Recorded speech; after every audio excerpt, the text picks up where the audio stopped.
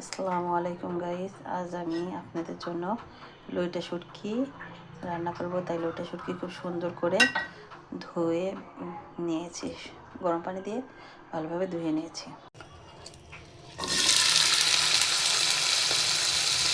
দেখুন খুব সুন্দরভাবে আমি এগুলো ভেজে নিচ্ছি।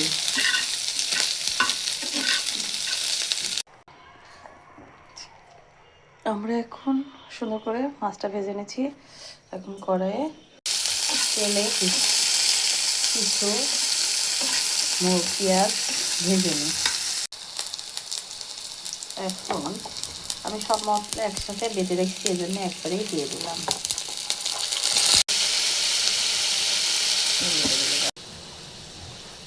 দেখুন কত সুন্দর আমার কালার আসছে। শুটকি দিয়ে কষা নিচ্ছি। আমরা পানি দিয়ে দিব